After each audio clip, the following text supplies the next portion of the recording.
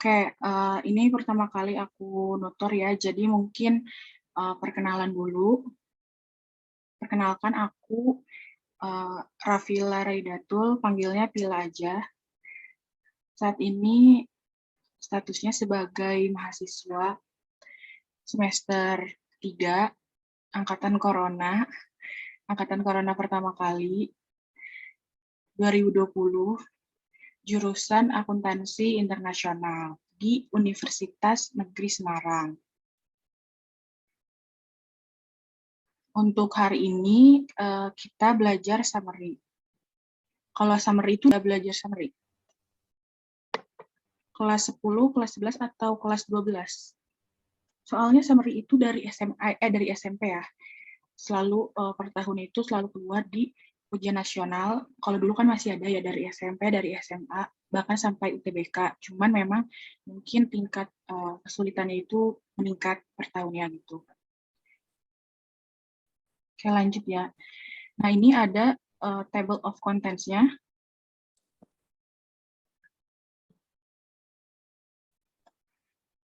Yang pertama itu nanti kita bahas definisi, lalu ada type of questions, jadi kita membahas tipe-tipe soalnya itu gimana, kalimat-kalimat yang merujuk pada soal summary itu seperti apa, lalu karakteristik soalnya itu seperti apa. Yang ketiga itu ada karakteristik. Nah, untuk menjawab sebuah summary pilihan ganda itu kita harus tahu karakter dari summary yang diinginkan oleh si pembuat soal ya, atau pembuat penulis ceritanya. Jadi apakah summary itu sesuai dengan karakteristiknya, atau karena karakteristiknya itu kan lumayan beragam ya. Jadi misalnya pilihan A itu ada karakteristiknya, tapi hanya satu karakteristik gitu.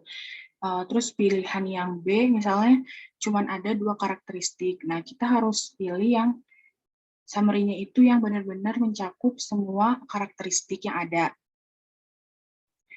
Lalu yang keempat itu ada trik. Jadi dalam jawab summary, terutama pilihan ganda ya, karena summary-nya itu pasti pilihan ganda. Kalau kita dulu kan, kalau di SMP, di SMA itu kan disuruhnya itu buat summary ya, sesuai imajinasi kita. Imajinasi si buat soal itu seperti apa gitu. Dari 4 atau 5 pilihan ganda itu kita harus menemukan apa yang diinginkan si buat soalnya. Lalu yang terakhir itu ada exercise yang mudah sampai yang versi mungkin menurut aku tuh cukup sulit ya untuk dijawab dalam sekian menit gitu. Nah, lalu sebelum mengenal trik-triknya, kita harus tahu apa arti dari summary itu. What is summary gitu. Ada yang mau coba gak? Arti summary itu apa sih? Atau mungkin bahasa Indonesianya juga boleh, atau mungkin arti lengkapnya juga boleh. Ada yang mau coba jawab? Ringkasan, iya benar. Septi benar ya, summary itu ringkasan. Jadi kita soal SBMPTN itu kan pasti panjang banget ya. Biasanya itu sampai 5 atau 6 paragraf. Nah, dari 6 paragraf itu kita harus tahu ringkasan jawabannya itu apa, apakah ada di poin A atau di poin B atau mungkin di poin C atau poin D atau bahkan poin E ya. Biasanya sih sampai E kalau UTBK.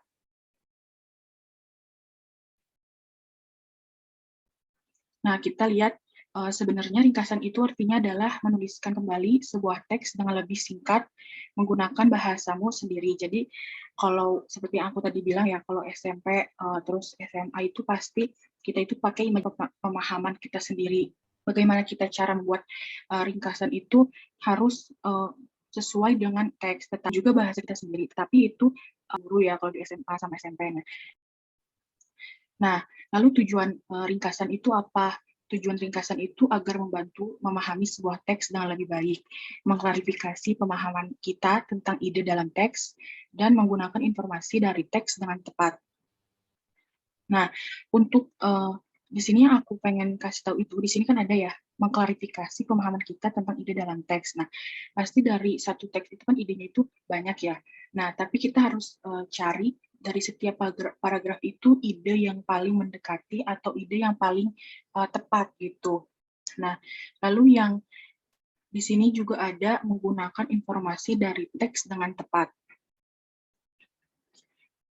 Jadi, walaupun ringkasan itu sesuai dengan imajinasi kita atau menggunakan bahasa kita, tapi ringkasan itu harus menggunakan informasi dari teks dengan tepat. Nggak boleh pakai asumsi kita, nggak boleh pakai opini kita. Jadi biasanya itu kalau di soal UTBK itu soalnya itu pasti ada datanya. Entah itu grafik, entah memang data tabel, atau mungkin flowchart, bahkan yang lebih susah ya. Nah, si data-data yang misalnya flowchart, tabel, atau data-data sebagainya itu, kita harus menggunakan hal tersebut menjadi sebuah informasi dari teks. Sehingga tujuan dari sebuah ringkasan itu dapat tercapai untuk kita untuk memahami dan memberikan pemahaman untuk kita sendiri ya. Kalau aku ngomongnya kecepatan bilang ya, takutnya kecepatan. Oke, next. Tentang type of questions. Jadi tentang soal-soal yang biasanya itu ada di SBMPTN. Soalnya itu kayak gimana gitu. Ini biasanya yang paling banyak dikeluarin ya, ada 4. Sebenarnya soalnya itu pendek banget, cuma segini. Tapi ceritanya gitu loh, kalau di layar komputer harus bolak-balik lihat pilihan ganda, lihat cerita, lihat pilihan ganda, lihat cerita. Sebenarnya soalnya itu sependek ini. Yang pertama itu contohnya misalnya which of the following, mana pilihan yang tepat untuk menggambarkan ringkasan yang terbaik dari teks tersebut. Nah, di situ kita harus mencari tahu nih mana yang paling baik. Soalnya biasanya membuat soal itu 5-5-nya itu selalu benar semua, pasti ada di teks gitu.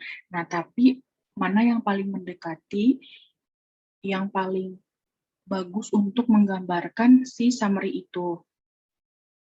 Apakah pilihan A atau B atau C atau D atau E, kan sesuai dengan kelengkapannya ya, kalau summary itu. Beda dengan main idea gitu. Kalau main idea kan hanya satu kalimat ya.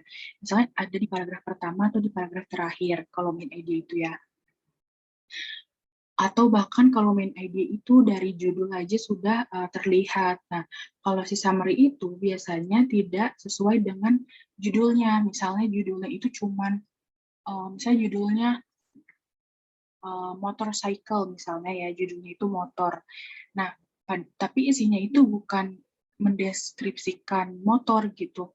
Misalnya isinya itu tentang penggambaran penjualan motorcycle di Indonesia misalnya, atau mungkin grafik penggunaan motorcycle di Indonesia, atau mungkin misalnya perbandingan antara pengguna motor di Jakarta dan di Papua. Nah, itu kan berbeda ya antar. Jadi si summary itu harus untuk menentukan jawabannya harus baca semua paragrafnya, berbeda dengan main idea. Memang summary itu yang biasanya itu jawaban itu yang paling panjang. Nah, yang kedua ini tuh pengecualiannya. The following are summaries of, jadi artinya itu mana rangkuman-rangkuman yang sesuai dengan teks, kecuali perbedaannya itu memang kita bisa lihat ya. Di sini kan the best summary, kalau ini summaries, kalau ini kan single ya, kalau ini plural. Jadinya beda. Kalau ini tuh kita harus memilih satu. Nah, di sini kita harus cari, misalnya ada 5 pilihan. Nah, kita harus cari satu itu pengecualian. Nah, yang 4-nya itu pasti yang benarnya kan, yang sesuai dengan teks. Nah, yang satu itu yang pengecualian itu yang harus kita pilih. Sebenarnya soal ini tuh sangat risky ya, sangat beresiko kalau ada kata-kata except. Bisa lebih gampang atau bisa lebih susah juga. Karena mengecoh ya. Kadang misalnya, oh pilihan ini ada di teks, pilihan ini ada di teks, ternyata ini nggak ada. Nah, itu bisa ya. Tapi kadang si pembuat soal itu menaruh menaruh jawaban except itu yang tidak terduga oleh peserta UTBK-nya gitu. Dia naruh misalnya si except ini tuh kata-katanya yang paling mirip dengan teks gitu. Jadi memang sangat mengecoh ya yang kedua ini. Is the best summary of the passage. Nah, ini tuh yang paling, karena memang ini yang paling umum ya. dan tidak ada, maksudnya tidak ada yang pengecualian, tidak ada yang spesialnya gitu.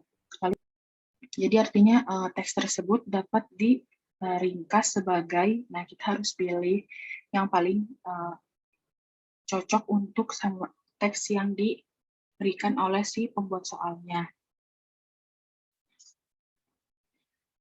Nah, yang 1, 3 sama yang 1, 3 sama 4 itu yang paling banyak ya, yang ada di UTBK. Cuman yang ketiga ini terbanyak sih biasanya keluar. Nah, yang kedua ini jarang, tapi sekalinya ada itu risky ya, beresiko. Soalnya ini beda sendiri gitu. Kita harus tahu keseluruhan isi teksnya.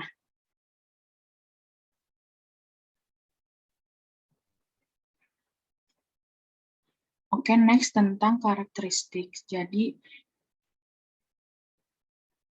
sesuai dengan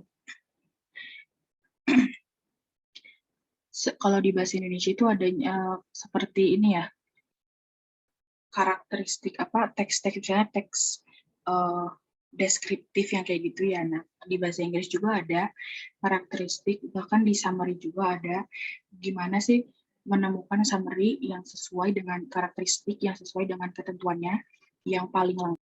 Nah, di sini ada 4 poin ya, yang paling menggambarkan. Mencakup ide-ide pokok atau informasi utama dari tiap paragraf dalam teks. Nah, harus digarisbawahi.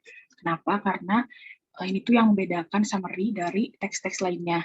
Kalau teks-teks, maksudnya dari soal-soal lainnya, soalnya soal tentang conclusion. Nah, mereka itu soal-soalnya itu kita bisa lihat dari hanya satu paragraf, entah paragraf pertama atau paragraf terakhir. Nah, kalau si summary itu kita harus melihat itu dari setiap paragraf yang ada dalam teks. Misalnya teksnya itu ada 5 paragraf misalnya. Nah, 5-5-nya itu kita harus tahu ide-ide pokoknya itu apa sih. Paragraf 1 misalnya ide pokoknya tentang pengertian, yang kedua misalnya tentang tahap-tahapnya, yang ketiga misalnya tentang efeknya, lalu yang keempat misalnya tentang penyelesaiannya uh, uh, atau semacamnya. Nah, kalau main idea itu kan biasanya hanya judul atau secara garis besar ya, konsepnya maksudnya. Nah, kalau si summary ini tuh harus setiap paragraf digabungkan menjadi beberapa kalimat.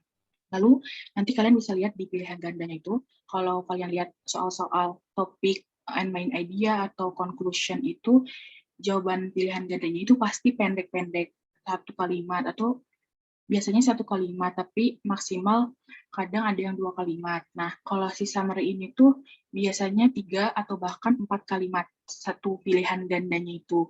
Jadi memang harus mencakup semua paragraf dalam teksnya. Lalu yang kedua itu hanya menyajikan informasi dari teks. Kalau kita buat summary di SMP SMA itu kan kita bisa memberikan sebuah pemahaman tersendiri ya, atau gambaran tersendiri. Nah, kalau summary pilihan ganda khususnya ya, kita itu hanya bisa mengambil informasi dari teks yang disediakan. Kita nggak bisa membuat sebuah opini, kita nggak bisa membuat sebuah pemahaman sendiri, karena kita harus maksud tahu pemahaman si penulis atau pilihan yang pertama atau pilihan kedua atau pilihan ketiga bahkan sampai pilihan kelima. Nah, kalau bikin summary sendiri kayak esai gitu kan bebas ya, sesuai bahasa kita, sesuai pemahaman kita sendiri. Lalu yang ketiga itu ada terdiri dari kata-kata kunci yang ada pada teks. Di sini kan dijelasin ya ide-ide pokok setiap paragraf dalam teks. Nah, si kata kuncinya itu harus menggambarkan si ide pokok ini yang dari tiap paragraf dalam teks. Maka dari itu ini tuh terdiri dari kata-kata kunci. Jadi katanya itu banyak. Ada yang di paragraf 1, ada yang di paragraf 2, paragraf 3 sampai paragraf yang terakhir. Lalu yang keempat itu harus bisa mencakup keseluruhan teks secara umum. Nah, karena ini summary ya, sesuai yang aku jelasin tadi, karena dia tiap paragraf itu harus ada, jadi dia harus menggambarkan secara keseluruhan teks gitu. Nggak bisa cuman menggambarkan hanya paragraf 1 atau paragraf 2 atau mungkin paragraf 3, tapi dia harus menggambarkan dari paragraf awal sampai paragraf akhir. Oke, next tentang trik ya.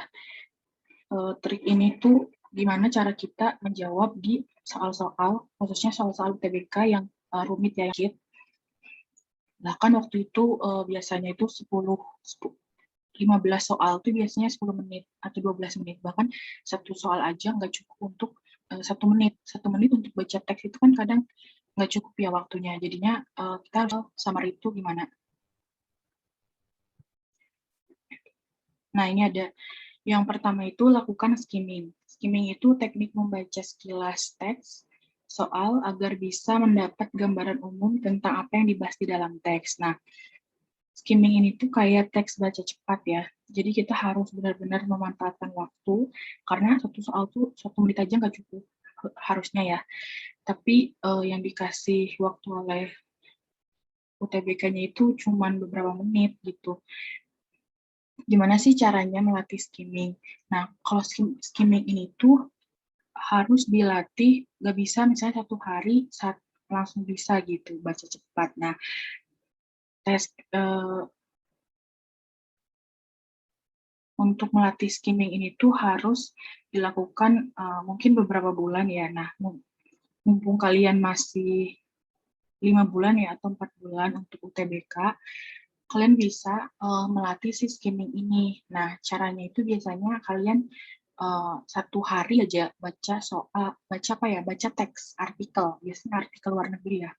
Misalnya kalian sukanya tentang hiburan. Nah, kalian searching aja gitu, artikel for entertainment gitu. Atau mungkin kalian sukanya isu-isu pendidikan. Nah, kalian baca teks atau satu artikel itu bisa membantu banget gimana caranya kita untuk bisa membaca sekilas. Atau lalu yang kedua itu ada pahami ide pokok tiap paragraf. Nah, untuk ide pokok summary ini harus setiap paragraf. Paragraf pertama sampai paragraf selesai. Nah, di sini dijelaskan ya, namun demikian tidak menutup kemungkinan ide pokok tertulis secara implisit. Nah, maksudnya apa sih? Terkadang si pembuat soal itu tidak menulis kembali jawaban yang ada di teks. Nggak seperti SMA atau bahkan SMP ya. Misalnya ada sebuah kalimat ide pokok di paragraf pertama, misalnya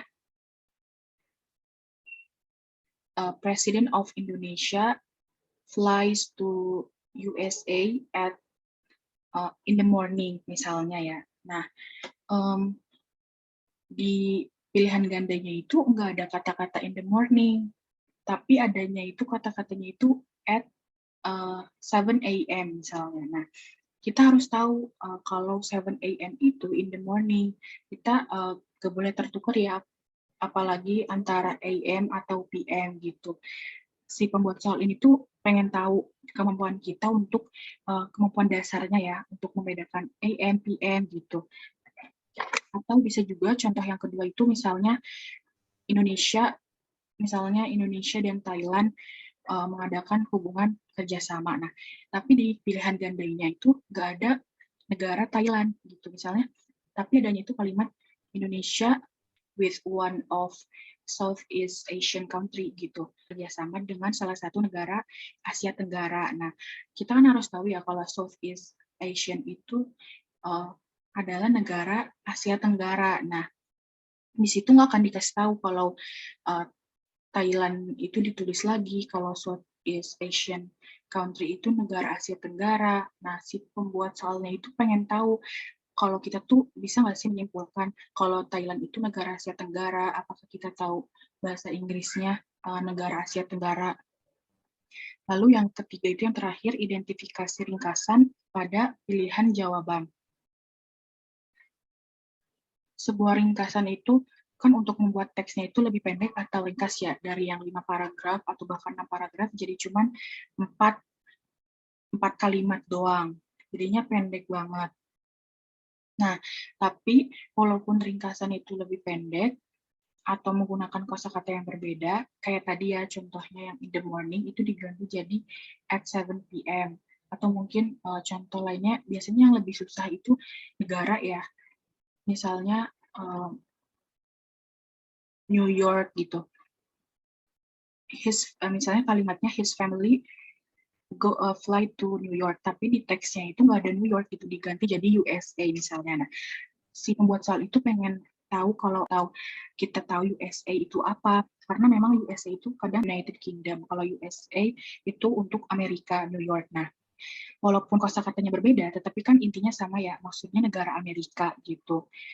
Nah, di sini informasi yang disampaikan itu harus tetap sama. Nah, artinya itu si keluarga dia itu sama-sama terbang ke negara Amerika gitu kan, karena New York itu salah satu kota di negara Amerika gitu.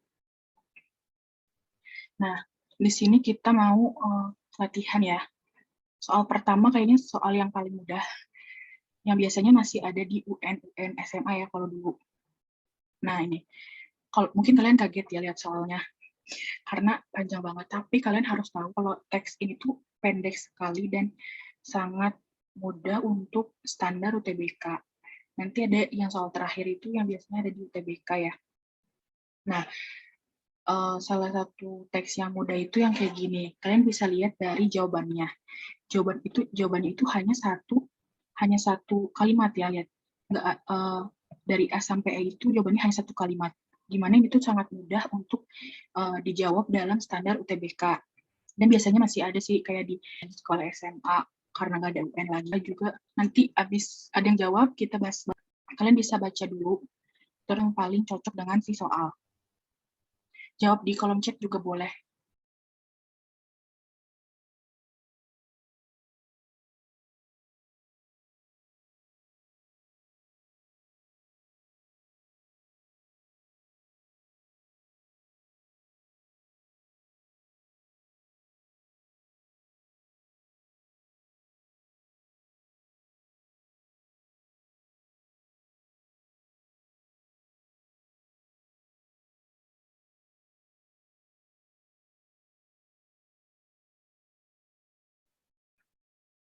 Ada yang udah dapet belum? Gak apa-apa, aku salah juga. Kan sama-sama belajar ya. Apakah ada yang mau coba jawab?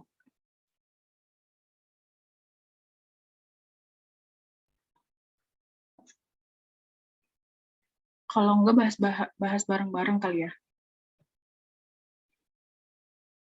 Menurut kalian jawabannya apa?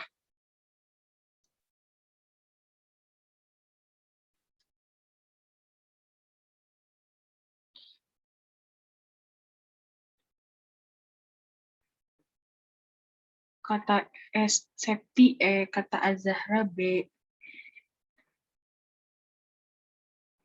Septi kenapa jawabannya?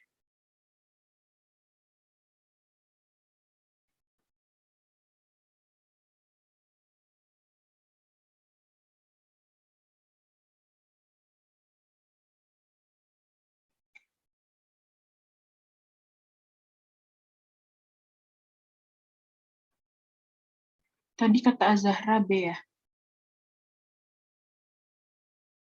Oke, langsung ke jawabannya aja ya. Jawabannya ya, Septi benar. Indonesia's coffee growing and Indonesia's coffee industry needs growth capital. Nah, di sini ada apa yang merah-merah ini aku kasih untuk ini ya, inti dari jawabannya. Nih, the largest coffee producer and exporter after Brazil and Vietnam. Jadi di sini dijelaskan kalau Indonesia itu negara ketiga terbesar sebagai negara eksporter kopi setelah Brazil dan Vietnam. Nah, yang merah ini yang menggambarkan ya, national coffee output has grown over the past decades. Jadi output dari kopi nasional itu telah bertumbuh ya, berkembang selama beberapa tahun ke belakang gitu. Nah, di sini udah ada kata-kata grown atau growing ya. Di sini dijelaskan lagi, with per capita coffee consumption on the rise both in Indonesia and the wider region, there is obvious room for investment. Jadi dengan total kapita konsumsi kopi yang ada, di Indonesia, baik di negara-negara luas lainnya, ini tuh ada terlihat sebuah ruangan atau sebuah kesempatan untuk perkembangan selanjutnya, untuk further growth. Nah, tapi untuk mengembangkan itu tuh harus ada investment. Nah, investment ini merujuk ke kata-kata capital di sini. The capital required to take Indonesia's coffee industry to the next level presents appealing prospects for investor. Jadi modal yang dibutuhkan untuk Indonesia membawa industri kopi ini ke level selanjutnya itu membuka sebuah prospek atau peluang untuk bagi investor ya. Ini juga budaya kopi juga membawa sebuah kesempatan untuk foreign exporter. Jadi jawaban yang benar itu ya, Indonesia's coffee growing and Indonesia's coffee industry needs growth capital. Nah, sekarang soal yang kedua. Ini sama ya, masih mudah kayak yang soal pertama. Ini tentang healthy eating, tentang makanan yang gaya makan yang sehat. Aku kasih waktu 1 menit ya. Boleh jawab di chat kok, kalau nggak bisa open mic.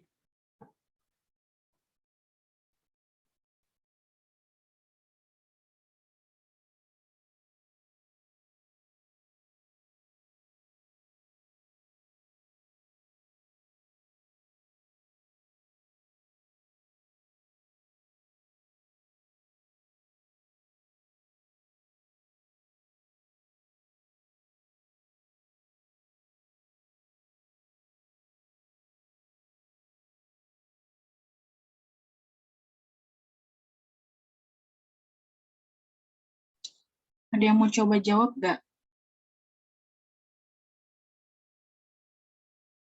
Ini bahasanya cukup ini ya, bahasanya cukup sehari-hari, kayak yang soal tadi.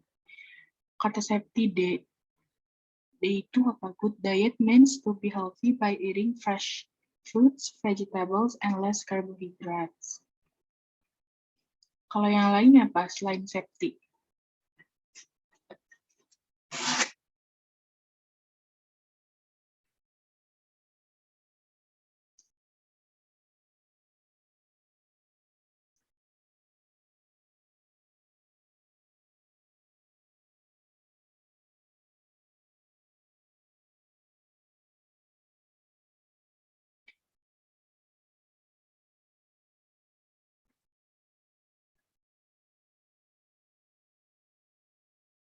Kita cek ya, apakah jawabannya D atau A atau B atau C atau E.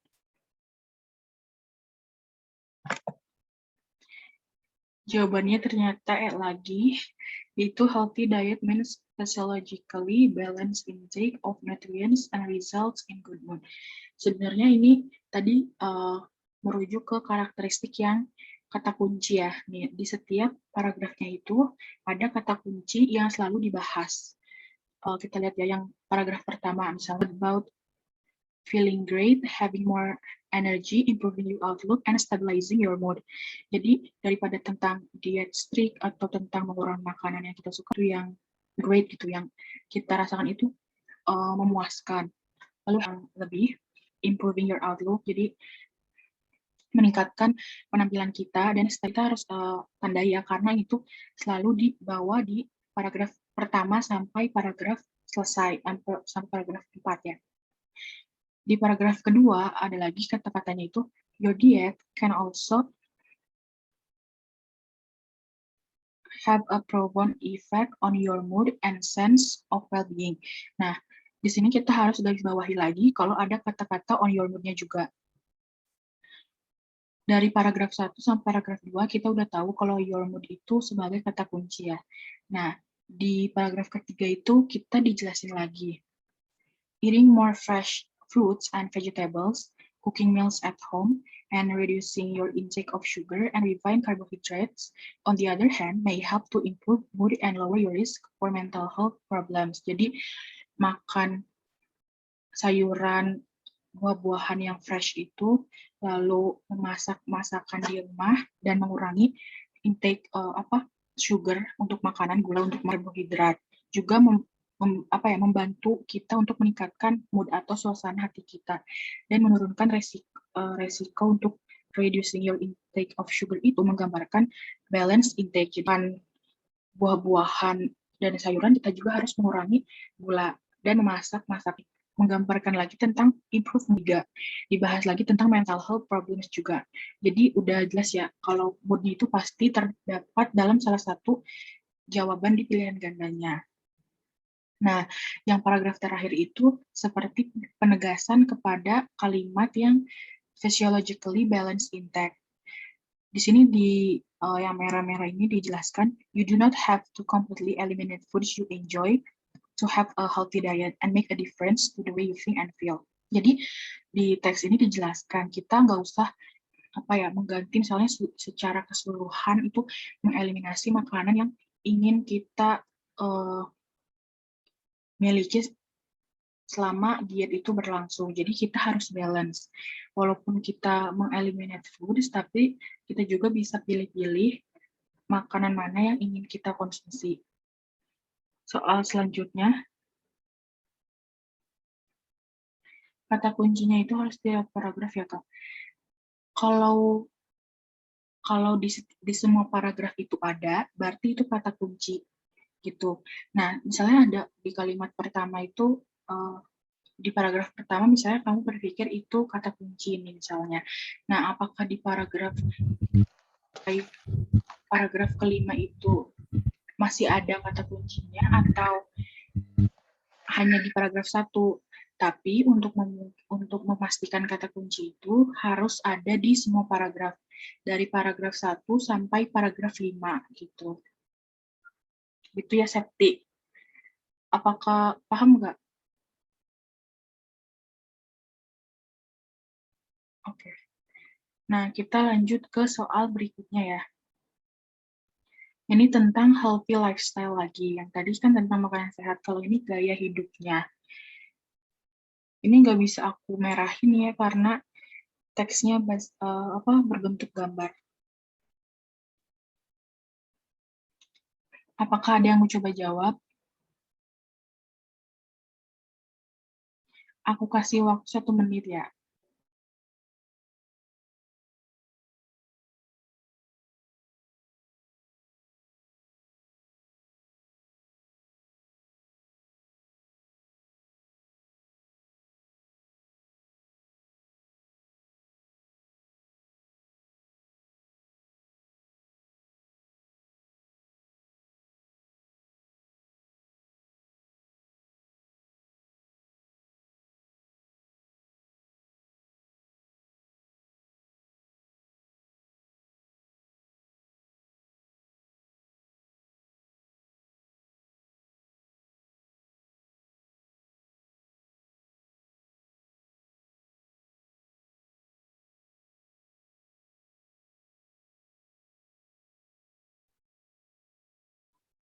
Menurut Azahra, some aspects of a healthy lifestyle include regular exercise and limited alcohol consumption.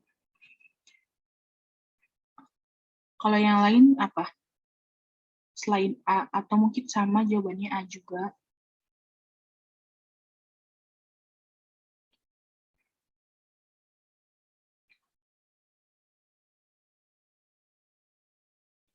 Aku A juga, oke.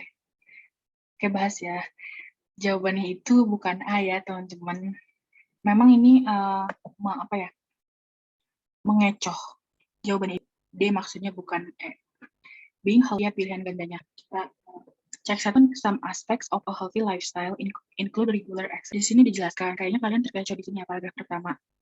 Alcohol consumption, adequate sleep, and a balanced diet. Nah, ada 5 ya. Kan 2 doang. Regular exercise sama limited alcohol ya. Sekarang kita lihat yang B. Consuming more whole and fresh foods helps us keep our healthy life. Nah, sebenarnya jawaban ini tuh ada di teks semua, tetapi memang harus memilih yang paling tepat. Nah, yang consuming more whole and fresh foods ini juga membantu untuk healthy life, tetapi kan caranya itu kan banyak ya. Bukan hanya memakan makanan-makanan yang fresh, tapi juga kan dijelaskan lagi di sini tadi. Limited alcohol consumption, adequate sleep, lalu a balanced diet. Nah, jadinya yang B juga bukan jawaban yang paling tepat. Nah, yang C, a healthy lifestyle makes people get admiration from others. Nah, yang C ini tuh sebenarnya seperti opini ya. Apakah healthy lifestyle itu membuat kita mendapatkan admiration dari orang lain? Ya pasti dapat, tapi ini tuh seperti sebuah opini dari C itu bisa mendekati, tapi memang jawaban C ini tidak ada di. Nah, jadi yang D itu yang paling rare. Jawaban yang paling tepatnya itu D, mendekati UTBK. Yang paling sesuai. Jawaban itu pasti 2 sampai 3 paragraf gitu. Aku kasih waktu 1 menit ya untuk mendapat jawabannya.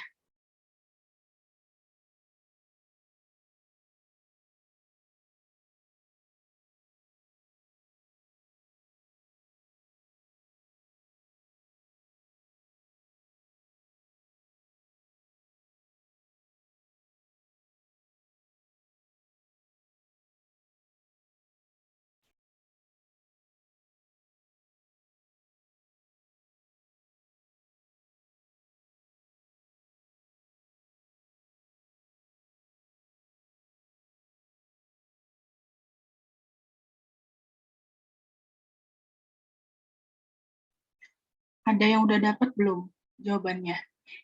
Menurut kalian jawabannya apa?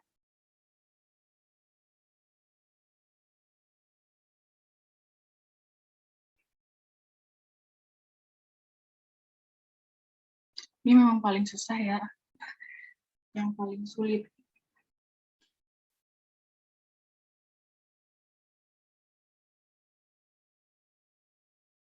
Jawabannya A.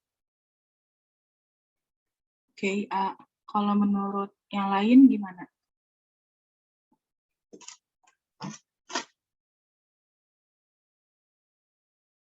A juga. Oke. Ini sangat mengecoh ya.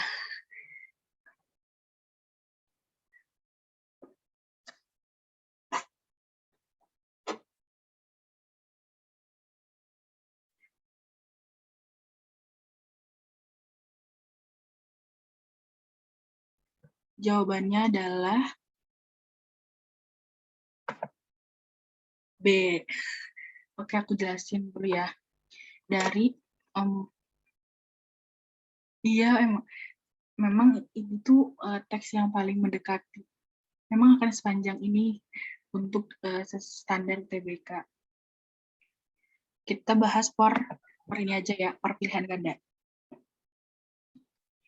Oke, yang pertama, kayaknya kalian itu hanya membaca paragraf pertama ya, mungkin karena saking banyaknya teks apa sih paragrafnya, jadi ya udah deh baca paragraf pertama aja gitu. Nah, yang pertama itu traditional Chinese medicine philosophy believes that seasonal detoxification is a crucial practice for a holistic mind-body healing. Nah, ini memang dijelaskan di paragraf pertama ya. Lalu yang kedua itu dijelasin lagi, according to this philosophy, our body is craving for a spring cleanse every year and we must listen to our body. Dari dua kalimat filosofinya saja, hanya menggambarkan paragraf itu harus menggambarkan semua paragraf ya, dari paragraf 1, karena ini ada hanya. Nah, kalau pilihan A itu hanya menggambarkan dulu ya, karena itu jawabannya. To obtain the best outcome for health, a detoxification program can only be done during winter of spring for 3 days up to 3 weeks. Nah, ini memang digambarkan ya di sini nih, yang di paragraf kedua sama paragraf ketiga tentang winter. Lalu ada juga yang tentang spring di paragraf ini, yang spring yang ini. Nah, tapi di sini tuh nggak dijelaskan secara spesifik, yaitu 3 hari sampai 3 minggu. Nah, di sininya juga dijelaskan an effective way to do this is by combining cleansing and alkaline foods with light exercise. Padahal di sini tuh caranya itu dengan organic plant-based proteins. Jadi nggak sesuai ya. Lalu yang D itu to to achieve the best result, adaptive. Ini tuh salah satu contoh kalimat kata yang dimaksudkan gitu loh, yang tadi aku contohin misalnya. Nah, ini juga disebutkan bulan April sama Mei. Tapi tahu kalau transisi bulan winter ke spring itu bulan April sama Mei. Nah, untung ya jawaban itu bukan April sama Mei itu suka ada, menjadi ini tuh bukan jawaban tapi gitu. Nah, yang terakhir itu cleansing and alkalizing foods, nutrients, botanical, and mind body healing practice are the foundation of traditional Chinese medicine. Nah, di sini itu benar kalimatnya, tapi di kalimat terakhirnya kalian harus lihat a fast cleansing program in the spring. Tapi di teksnya itu digambarkan kalau medicine ini tuh harus antara winter sama spring, transisi winter sama spring. Jadi yang pilihan terakhir itu kurang tepat. Nah, kita lihat yang pilihan B ya. Yang pilihan B itu kata-katanya seasonal detoxification should be done during the transition from winter to spring. Nah, ini sesuai dengan paragraf 2 dan paragraf 3. Karena memang diadakan itu transisi antara winter dan spring. Lalu di sini juga dijelaskan, to do this, people should incorporate cleansing and organic plant-based diet. Nah, ini tuh menggambarkan paragraf yang keempat sama yang kelima. Ini ada disebutkan ya. It emphasizes lighter, organic plant-based proteins that are easier for the body to digest. Nah, yang pilihan B itu sudah menggambarkan 4 paragraf. Ini tuh yang paling banyak menggambarkan. Untuk paragraf pertamanya juga ini digambarkan, they also follow healing and transformation to spring. Nah, ini digambarkan pada kalimat pertamanya ya, during the transition from winter to spring, gitu. Nah, yang merah-merahnya itu ini kata kuncinya yang menggambarkan pilihan ganda B, winter to spring. Lalu ada juga terakhirnya itu yang tadi, yang menentukan jenis plant-based. Ini ada soalnya kenapa itu menggambarkan terdapat kata-kata yang nggak ada biasanya setiap hari. Itu kan bahasa-bahasa biologi ya. Mungkin ada yang nanti milihnya jurusan apa, non-living factors itu apa, education itu apa. Kita kan nggak tahu ya. Aku pilih karena bahasanya itu bahasa-bahasa biologi. Nah, aku kasih waktu 2 menit deh kalian buat pilih jawaban menurut kalian yang paling tepat itu yang mana. Gitu. Ini soal terakhir ya kayaknya.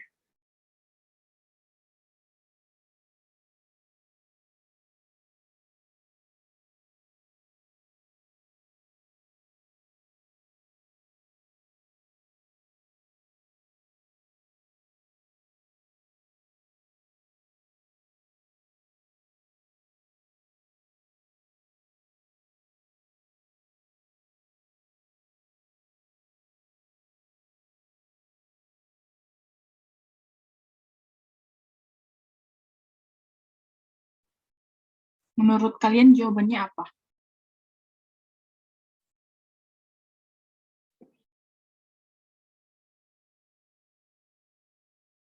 Jawabannya E. Kenapa E tuh?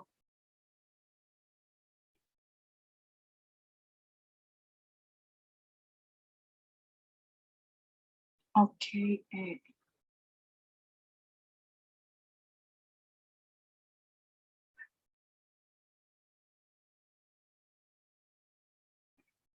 Jawabannya itu adalah yang C. Memang sangat unpredictable ya, nggak bisa diprediksi. Memang itu sangat-sangat yang paling susah. Oke, kita bahas ya dari pilihan gandanya aja. Oke, yang pertama itu, living pathogenic organisms and non-living factors are the most prevalent causes that harm plants. Di sini itu membahas tentang harm plants. Jadi itu di paragraf di kalimat pasarnya itu perhatian itu kepada dunia agraria, tetapi agrikultur secara keseluruhan, bukan hanya tanaman-tanaman di tanaman yang biasanya ada di sekitar kita, tetapi ini udah mencakup agrikultur gitu. Effective plant disease control is required to prevent, ini yang cukup apa ya, cukup mengecoh ya. Di sini dijelaskan, effective plant disease control must begin at the onset of disease or even before symptoms. Nah, di sini itu cuman menjelaskan tentang more damage-nya, padahal disease control-nya itu menjelaskan tentang symptoms-nya yang bahkan sebelum symptoms itu udah ada tentang penyakit di tanaman-tanaman. Jadi ini kurang sesuai dengan teks. Karena yang C jawabannya kita lewat dulu ya. Yang D, preventing disease causing organisms is the most important non-chemical control practice to deal with the problem of misuse of pesticides which has been recommended for years with good result.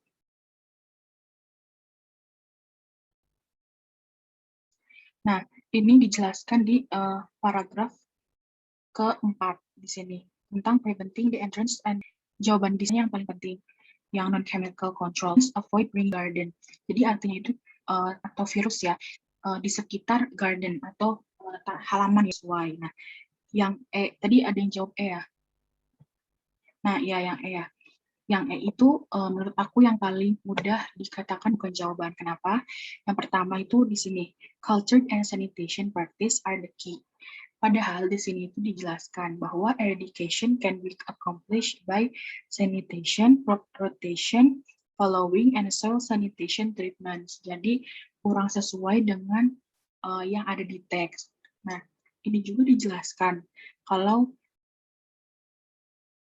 so the success of both methods remains questionable. Jadi katanya dijelaskan kalau dua metode ini tuh masih dipertanyakan apa ya keampuhannya atau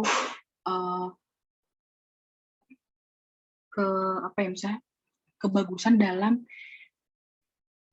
memberantas si pestisida ini, maksudnya virus-virus ini. Jadinya yang E itu menurut aku yang paling gampang dijadikan jawaban yang salah. Nah, kita lihat yang D ya. Yang D ini, yang C maksudnya, maaf. The wrong use of pesticides both in household and industry. Nah, ini dijelaskan.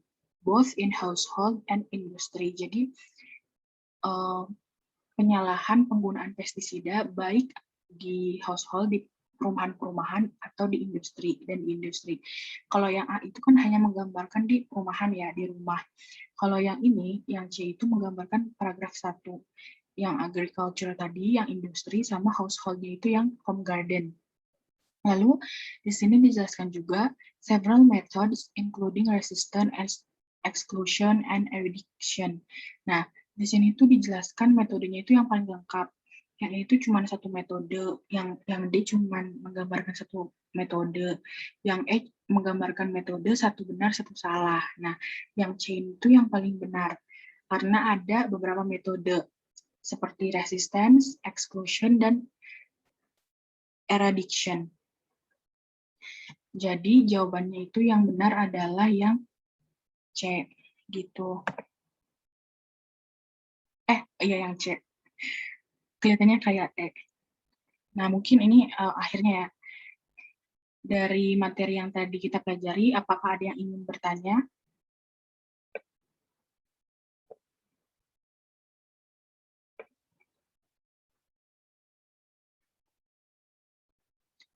Tentang materi mungkin atau coba kalau aku oke. Mungkin kalau nggak ada yang tanya, ditutup aja ya, dan udah sore juga, udah jam 5 lebih ya.